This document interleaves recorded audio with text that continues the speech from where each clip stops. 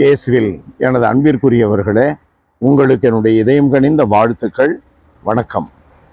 அன்பானவர்களே, இன்றைய சிந்தனைக்கான நற்செய்தி பகுதி யோவான் நற்செய்தி 3வது அதிகாரம் 7 15 முடிய. நிக்கோதேமுடன் இயேசு பேசிக் கொண்டிருந்த பொழுது சொல்லுகிறார், விண்ணகத்திலிருந்து இறங்கி வந்துள்ள மானிட மகனை தவிர வேறு எவரும் விண்ணகத்திற்கு ஏறி சென்றதில்லை. பாலை நிலத்தில் மோசையால் பாம்பு உயர்த்தப்பட்டது போல மானிட மகனும் உயர்த்தப்பட வேண்டும். அன்பானவர்களே, இந்த வார்த்தைகளில் நமக்கு தெளிவாக இருப்பது, விண்ணகத்திற்கு வழி சொல்லக்கூடியவர் ஒருவர் மட்டும்தான். இயேசு என்ற நம்முடைய மீட்பர் ஆண்டவர், தந்தை கடவுளுடைய திருமகன், கடவுளின் 2ஆம் ஆளாகிய மகன் இயேசு கிறிஸ்து மட்டும்தான். அவர் மட்டும்தான் நமக்கு வாழ்க்கையில் மீட்பிற்கான பாதையை காட்ட முடியும். யாராவது ஒருவர் எப்பொழுதும் உண்மையே பேசி மெய்மையில் நிலைத்திருக்கிறார் என்றால் அவருக்குள்ளே அவரை அறியாமல் வாழ்வு கொடுத்து கொண்டிருப்பது இயேசு ஆண்டவர். அவர் பெயர்தான் உண்மை, அவர் பெயர்தான் வாழ்வு, அவர் பெயர்தான் வழி.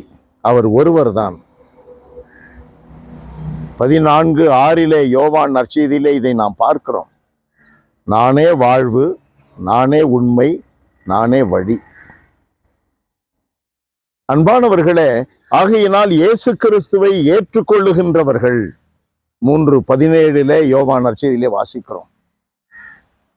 ஏற்றுக்கொள்ளாதவர்கள் தண்டனை தீர்ப்படைவார்கள். ஏற்றுக்கொள்ளுகிறவர்கள் 16வது வார்த்தை மீட்படைவார்கள். ஏற்றுக்கொள்வது எப்படி? அவர் என்ன செய்ய சொன்னாரோ அதை செய்கிறவர்கள். அன்பு செய்தால் இயேசுவை ஏற்றுக்கொள்ளுகிறவர்கள். நீதியுடன் நடந்தால் இயேசுவை ஏற்றுக்கொள்ளுகிறார்கள்.